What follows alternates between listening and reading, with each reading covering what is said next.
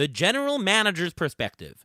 Former New York Mets General Manager Steve Phillips joins the Fangraphs Beat the Shift podcast to recap the winter meetings, talk about the landscape of the free agent market, and discuss the new baseball rules.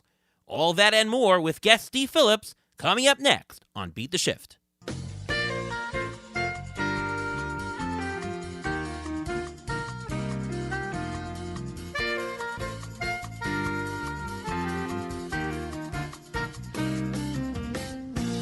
Welcome to another episode of the Beat the Shift podcast presented by Fangraphs. I am your host, Ariel Cohen, and with me as always is Ruvain Guy. How are you, Ruvain? I'm doing great. How are you doing today? I'm doing fantastic, and we want to welcome in a special guest to the show. Currently has the show, the leadoff spot on MLB Radio. You might know him as the former general manager of the New York Mets. He also was a color commentator for MLB 2K9 through 2K13 video games, and he recently has played in the Tout Wars 12-team draft. Welcome to the show, Steve Phillips. How are you, Steve? I'm doing great. That's right. My claim to fame is the voice of the video games. And I got to tell you, of all the things that I've done, taking a team to the World Series, all of that, my boys think the coolest thing I've ever done is doing the voice of the video game. They absolutely think that is the coolest thing. Absolutely. That's why I began the show with that, obviously. Exactly. I like it. I love it.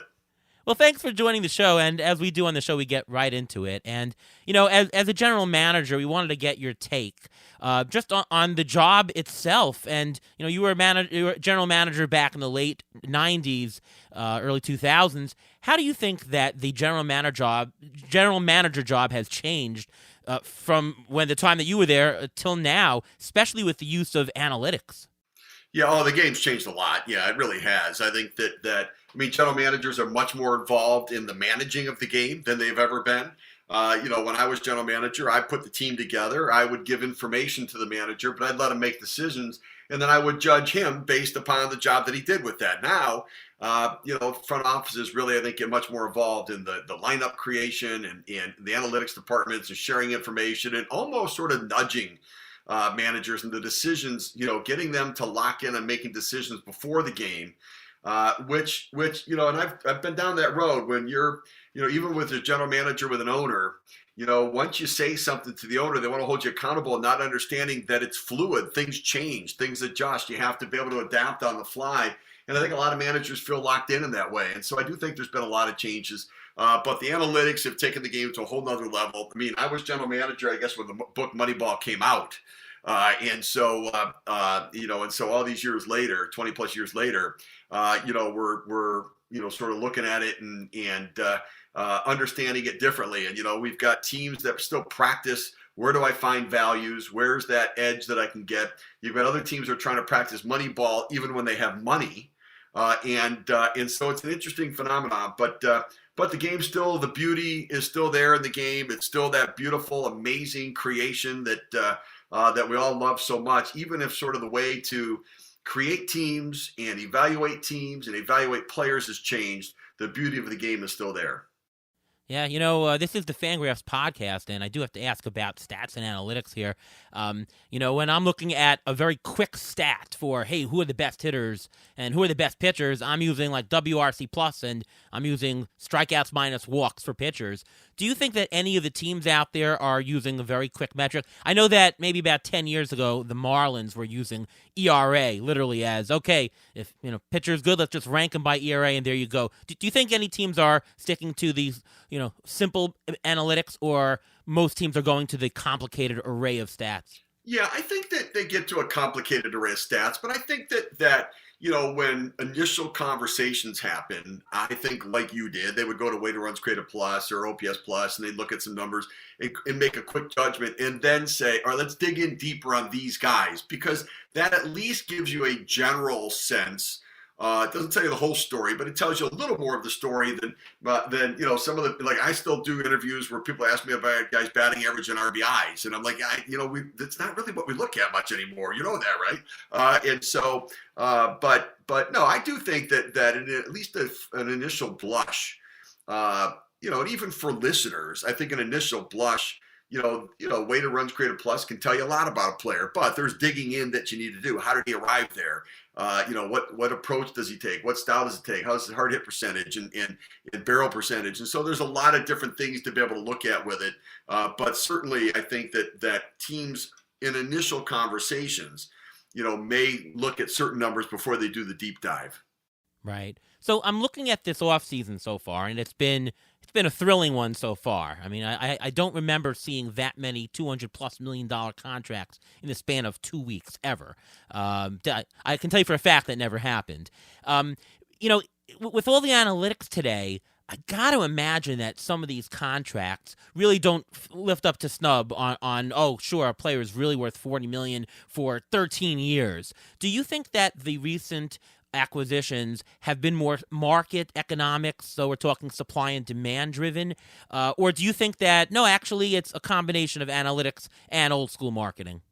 Well, I think it's I gotta say that I'm not convinced that analytics has come into play nearly as much this year in signing players as it has 5 years ago. I mean, 5 years Right. ago, teams were not signing players that were 33 years old to long-term contracts, and guys like Jacob deGrom weren't getting 5-year deals, even if they were Jacob deGrom, and guys like Aaron Judge weren't getting 9 and 10-year contracts because Albert Pujols did and Miguel Cabrera did, and those contracts are not turning out all that well. And so I think it's really interesting, that whatever, I guess it's like this, when a woman has a baby, it hurts.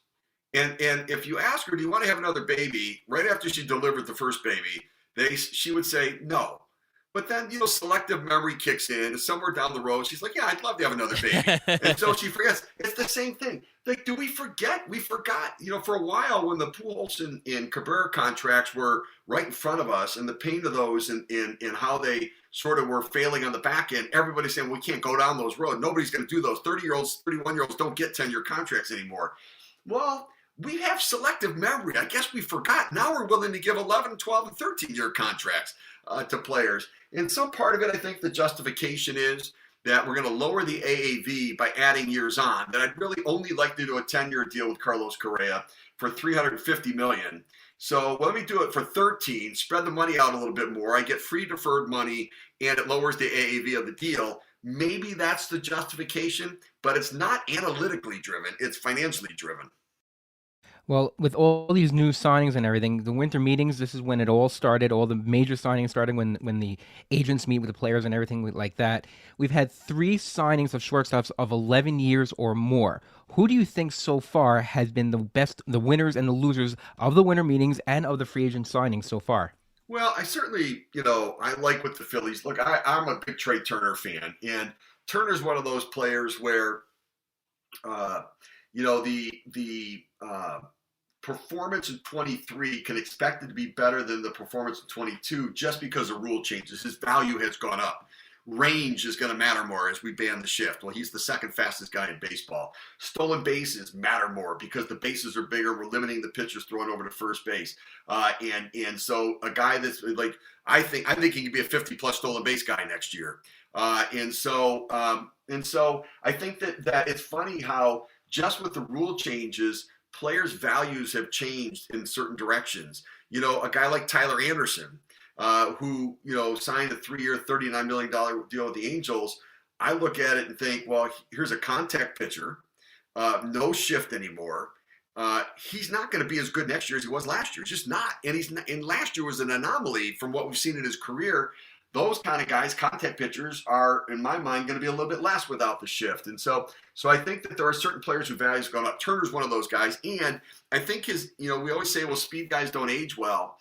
But one, he's the second fastest player. And so it's from where do you start when you decline. It's not that you're going to decline. And so he may become slower over time, but he's still going to be one of the fastest players in the game. And with the rule changes, he's still going to be an impactful player that way. So, I think the Taijuan Walker, the signings there that they've made, I think they've done a nice job overall. in Philadelphia. I would have signed Aaron Judge. I think the Yankees did what they needed to do to get it done. In some ways, you can think to yourself, well, it was one of the greatest negotiations I think we've ever watched. I think the agent did a tremendous job with the negotiation. The radio silence ate at the Giants and it ate at the Yankees like never before. Like there were times when they just wouldn't hear anything back. And it ate them up. And we could hear like Aaron Judge get interviewed and the Giants like, we don't know what's going to happen. And so, but in the end, the Yankees get him. Sure, they paid him $65 million more than what they had offered previously, but they got him at below market value because the market said he was worth 10 years at $400 million, and they got him at 9 years, $360 million. And so in some way, they got him to commit for less than what the market said his value was. I love Xander Bogaerts. I love him going to San Diego. I didn't like the contract. I wouldn't have given him 11 years. I know they spread the money out a little bit with it, but that was, I think, a bit high. I love the player, even though, analytically, defensively, he's probably not there. But maybe next year, Manny Machado opts out of his contract. And so Bogaerts could move over to third base and protects them some in that way. And so I like Josh Bell going to Cleveland. Cleveland can't, power costs money in free agency, and power arms and power bats.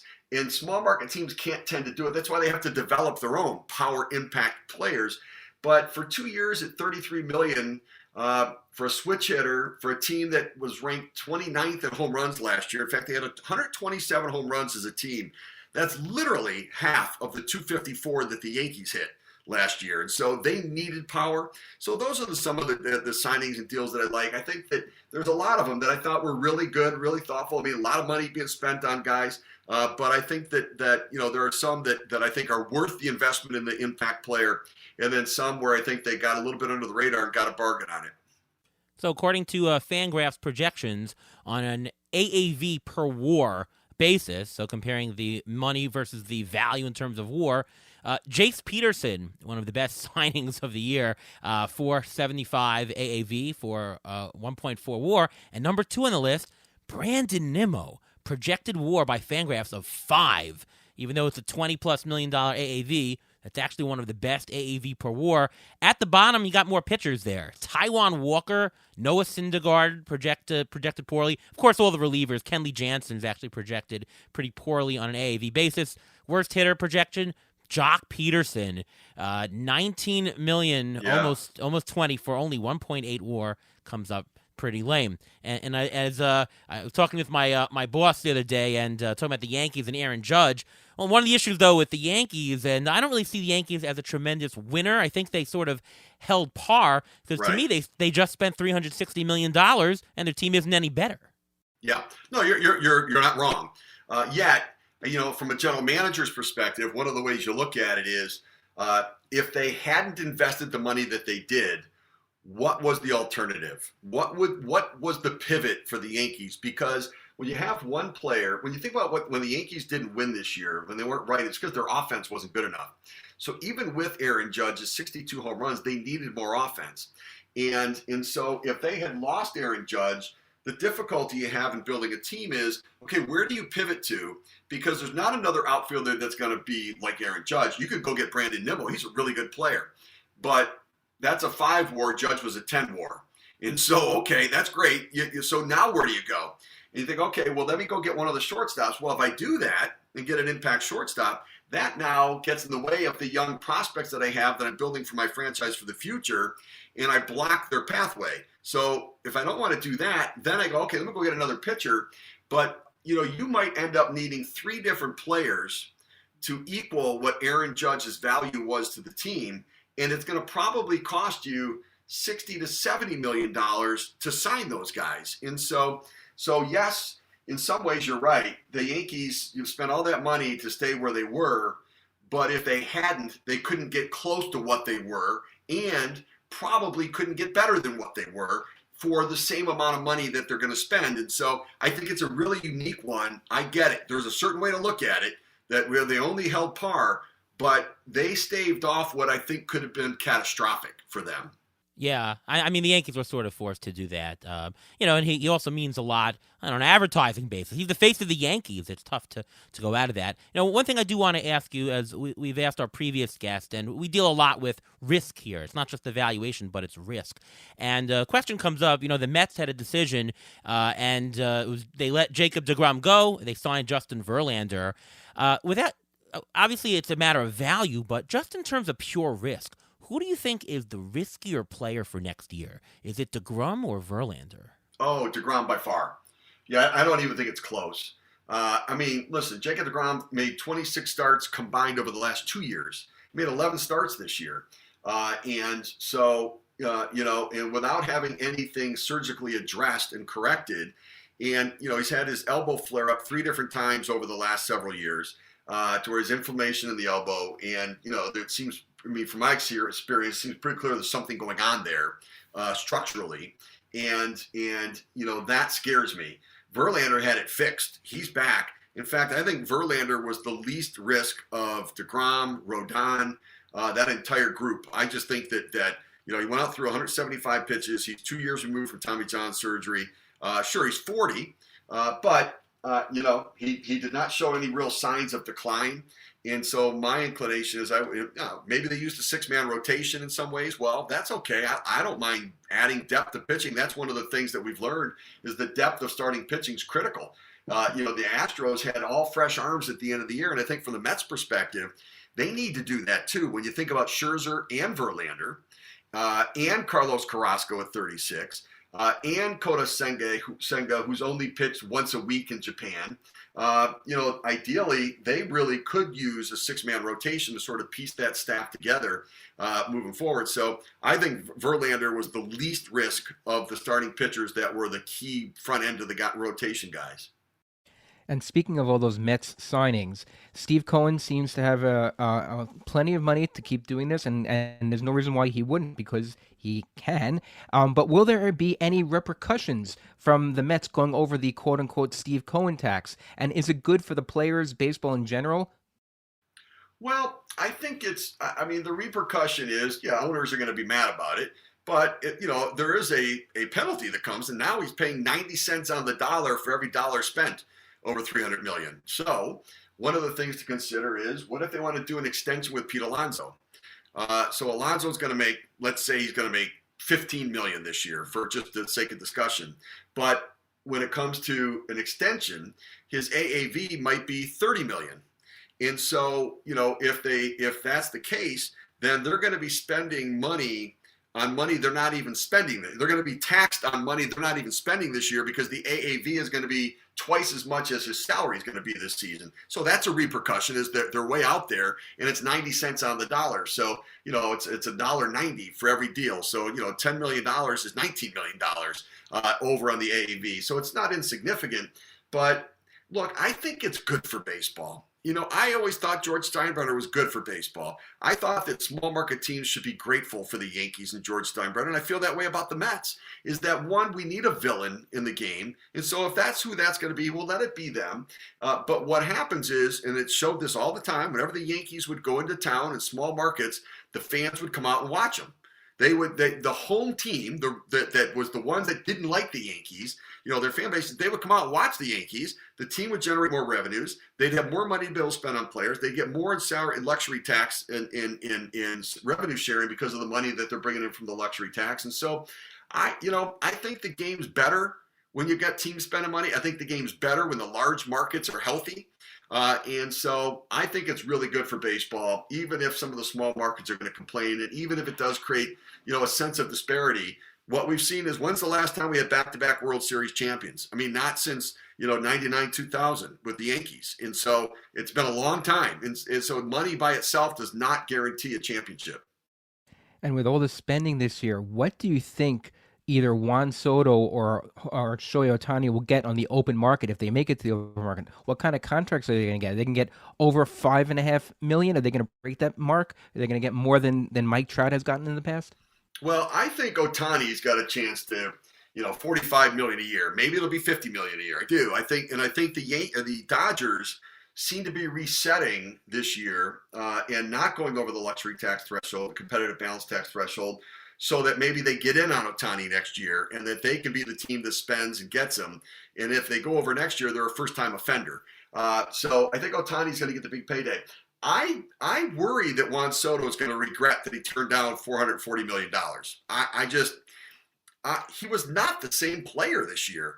Now, whether it was talk of the contract, whether it was, all of the speculation about, turning the negotiations going on and how much is he worth and turning down $350 million, turning down $440 million, with Scott Boras saying they're $100 million short. I mean, the player I saw last year is not worth $440 million. And so it's going to be really interesting to see him get back on track. Now, he had a down year and a bad year. It's still really good. But I want to see that same guy come back again before I start saying that I'm going to commit $440 million. And I want him to start caring about playing defense in the outfield and not be a liability out there. So I think there's some things. Now, he's young, and here's the thing. What 23-year-old is going to handle the conversation about turning down, $350, $450 million and not feel some stress and pressure about it? I get it. But yet he did, and I need to know that he's that same guy still as he works his way back and tries to get back on track again. Yeah, you had Juan Soto since he joined the Padres. He had a WRC plus of 130. Daniel Vogelbach went to the Mets, WRC plus of 144. So, that's very, very interesting. And you might be right about the Soto versus Ohtani. I want to talk a little bit about the new baseball rules. Next year, we're talking about pitch clock, bases, no more shifting, and, of course, the balanced schedule. What's your take on some of the rules? Do you think that those rules, or maybe some of them, are not so good for baseball, some of them are good for baseball? Just wanted to get your general take on them. Yeah, I think they're all good for baseball. I really do. I think that Rob Manfred, people are going to look back at this and think, well, this is going to be part of his resume when he gets inducted into the Hall of Fame at the end of his run as commissioner. I really do. I think this is huge. The stolen bases are really going to change the game. 4.5 inches is a mile. When it comes to how many times on a stolen base do we go to review on a bang bang play and the guy's just out? Okay, now he's 4.5 inches closer. He's safe. And it's going to change the whole dynamic about how much teams run and the limitations on being able to throw over to first base twice. And then the third time, if you don't, the runner gets advanced anyways. Is going to be a factor. You're going to see runners steal third more as well, 4.5 inches closer. And so I think it's really going to be an interesting dynamic, and the limitations on throwing. Banning the shift, we're going to get more singles. Now, I don't know necessarily whether it's going to change hitters' approaches. I just think the mishits, where they're still going to try to hit it over the infielders and over the outfielders and over the wall, the mishits will find more holes. And we're going to have a lot more base hits. I think we are. I think it's just inevitable that we're going to get that. And then more speed on the base is a factor in it as well. Plus, the hitters in the box are closer to first base than they were before. So infield hits are going to be more than they've been. Trey Turner, a big beneficiary of that. Shohei Ohtani, going to be a big beneficiary of that.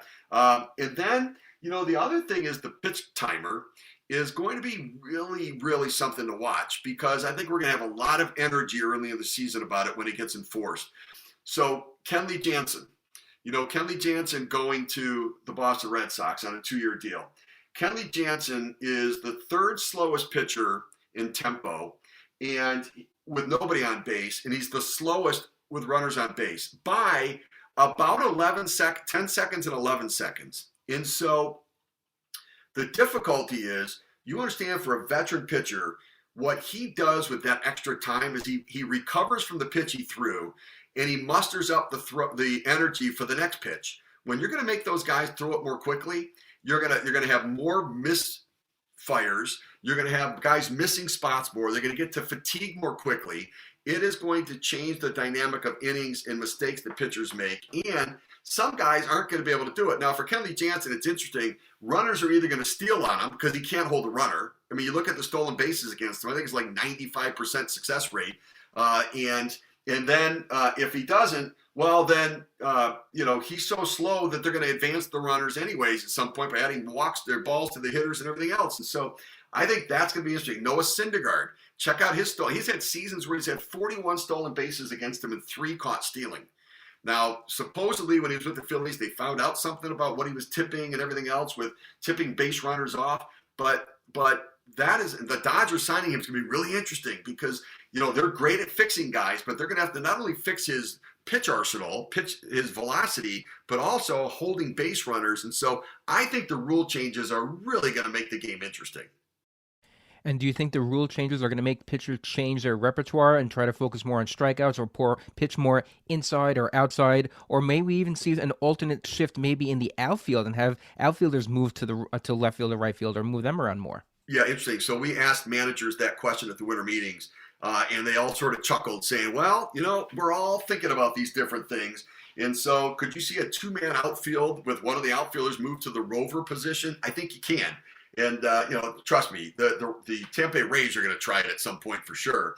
But, again, the sense of being burned in one of those situations, the penalty is going to be a lot more than it was before when you could shift infielders. And so I think it's still going to add an element to the game of excitement and intrigue with what's going on. I think that when it comes to pitchers, I think the biggest issue is going to be, and I think the fatigue factor. I worry about injuries. Now, somebody told me that injuries went down in the minor leagues with the pitch timer.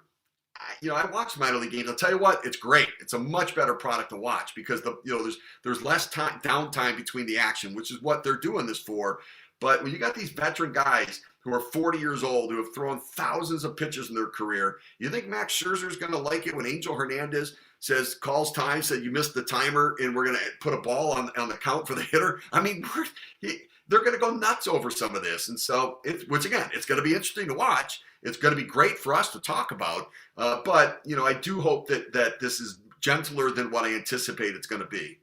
Yeah. Oh, definitely. The young guys will be okay with it. The older guys, the old crew, they're going to have the most difficulty with anything in life, right? Hard to teach old dogs new tricks and that kind of things. Now, you're talking to an old guy here, Ariel. You're talking to an old guy here, so watch it. Well, hey, listen, I value older. To me, older is more experienced. Okay, but, good recovery. Nice recovery. More knowledgeable. That's what it is. There you go. Yeah, I mean, look, with the analytics departments, they had a spray chart on everybody and they had a shift for everybody. They're going to do the same thing again, but it's going to be a different shift, right? You're still going to have the shortstop move over. He's just not going to go on the other side of second base anymore, right? It's still going to be the same type of analysis, just that there's now a limiter, right? You can't put anybody everywhere. You have to put somebody on the infield. But I will say, the one thing there. So I was a middle infielder when I played the Mets minor league system, and you can't line them up right behind the pitcher because you can't really see there. So he's going to have to be a couple feet over to be able to see the pitch go to the plate, to be able to see the ball come off the bat. And so, we can say, well, he can still be just right behind the pitcher, just on that side. He's going to have to be over a little bit more. So it's going to be a couple more steps than we think. I think a lot of people think, well, it's because you really being able to see, and then where's the umpire going to be standing with a runner on first base when you're playing over there? And how do you be able to get the view and for the umpire not to be in the way? So there are some things to be worked out with it. But you're right. It's still not. I personally would have put hash marks on the infield. I would have made the infielders stay within certain hash marks, leaving it to where what used to be a ground ball up the middle would still be a base hit or a real shot at a base hit. I would have limited even more how they would have been able to move and put hash marks. Look, we put hash marks on the football field. Nobody even notices them anymore. But I don't think they were ready to be that draconian with what they're doing with the rules. Yeah, that's an interesting take, and I would not be surprised if they did that. We'll certainly see how everything shakes out. I just wanted to ask a question or two about you personally. Can you tell me who was the biggest influence for you in your professional career? Well, when I first started, Joe McIlvaine and Jerry Hunsaker and Frank Cashin were my sort of people that I learned from. Frank, longtime executive, the Orioles and then the Mets, and won championships with both. And then Joe McIlvaine, one of the best scouts I've ever been around in his days with the Mets, and those early '80 Mets teams with Strawberry and Gooden and those guys, and all the guys that they had drafted and signed and brought into the organization. I mean, I got drafted in '82, in '81, 1980 was Strawberry, 1982 was Gooden.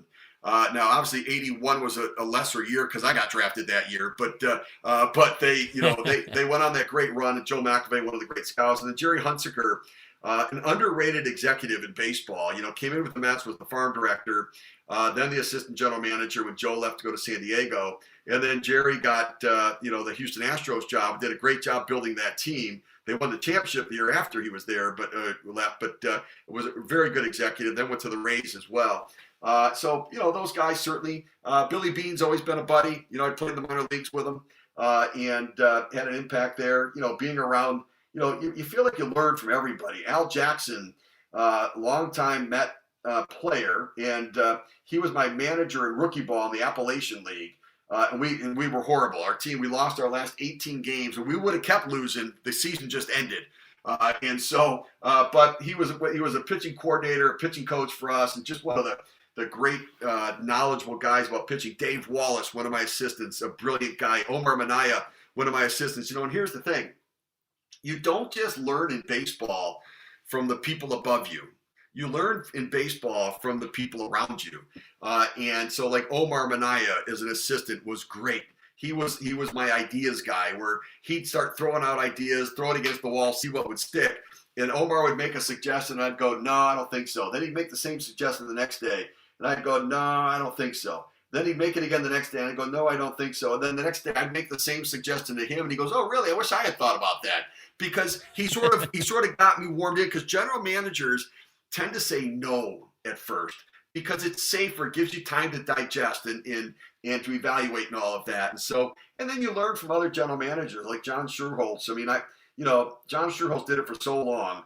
I told John Schuerholz and Bobby Cox that if I ever had to pick them out of a police lineup, I'd have to have them turn around, because in my 6 years as general manager, I only know what they look like from behind, because we could never get in front of them in the standings. They were always ahead of us. And I could never, I never knew what they looked like from the front. But, I think you learn every day from people. I learned every day from Eduardo Perez on MLB Network Radio and Xavier Scruggs on there and the guests that we have. And so I think that's sort of thing. And I'm sure it's the same for you guys. We're sure we may have had primary mentors, but every day we learn something and hear something different from somebody in baseball that we're like, I hadn't quite looked at it that way. That makes sense. Would you ever consider becoming a GM again? I mean, it looks like a fun time to be a GM for the Mets right now, but would you ever consider being a GM for, say, another team or even the Mets if they asked you? I wouldn't. I think that here's the thing about it is, and I don't think people quite get it. Those jobs, it's a lifestyle. It's not a job. And it is, 162 games, and then the work starts. And, the days of my kids have grown up, but the day of saying goodbye to my kids at 7:30 in the morning and then seeing them the next morning to get them on the bus again. That was it. I'll see you tomorrow at 7:30 in the morning. I wasn't going to see them the rest of the day. It's a lifestyle. And the way I obsess about numbers and success and failure and everything else, it physically, it eats me up. And so it's much better for me to be a general manager for all 30 teams. At the end of the day, no owner or owner's son calls and says, what are you doing? Nobody's feeling any pain. I don't have to deal and answer questions to the media. And I can just sort of talk about it and lay my head down at night, not feel the stress and pressures of it. And the competition part that I still get satisfied with is just trying to do better in media, being able to educate people more, trying to say things in a way to make it easier for people to understand the way people in baseball think. Yeah, no, definitely. And speaking of competition, I know you were in Tout Wars last year. Are you planning to still be in it this year? I certainly hope so. And for me, it's an absolute honor to participate with the best of the best in fantasy. Fantasy is different, but it's much the same. It is. And so like people always say, well, the fantasy. No, the fantasy is one of the same passion exists among team owners and managers. And two, it is a way of thinking when you're a general manager, and people who succeed and who are the experts in fantasy have that way of thinking. And it really is truly a way of evaluating and thinking about the game to try to put it together. I couldn't agree more, and I look forward to seeing you on Tout Wars weekend. I think it's about St. Patrick's Day this year, just a couple of short months, so that'll be great. Steve, this has been so much fun. Thank you so much for coming on the show. I know you do the leadoff spot every single day. Anything else going on, you're working on these days? Yeah, I'm doing a lot of TV work now with MLB Network as well. I'm north of the border in Canada. I do the Baseball Insider National Baseball guy for TSN, which is sort of the ESPN of Canada. and then some Valley Sports out of Chicago. So yeah, I got a lot going on, and just love being able to talk about baseball every day. And certainly the radio show and MLB Network Radio prepares me for the rest of the day with what's gonna happen, what I'm gonna talk about, and so some good folks, and really grateful to be working with all the different people that I am in the different outlets. Absolutely. No, amazing stuff. Ruvain, why don't you just tell everybody what's going on with you? Well, you can follow me on Twitter at MLB Injury Guru, where I tweet out injury updates during the course of the season, after the season as well, during the off season. I also have a weekly injury article coming out for Rotoballer during the season to keep track of all the injuries and the next players up. All right, and I'm Ariel Cohen. You can find my work over at Fangraphs and Rotoballer. And the ATC projections, #1 projection system, according to Fantasy Pros. Of course, I just said that to impress our guest here. But ATC projections coming out about 1 month. So get your calendar set and use those for your drafts. You know, we do, and all the folks do. I know the NFBC does. I know plenty of guys who play on CBS, Yahoo, ESPN do. So that's coming out in just a month. And, of course, you can listen to me right here on the Beat the Shift podcast presented by Fangraphs every week. We'll be weekly starting in January. We'll probably have one more episode before the end of the season. Once again, thank you so much to our guest, Steve Phillips, for coming on the show. And from all of us here at Beat the Shift, we'll see you next time.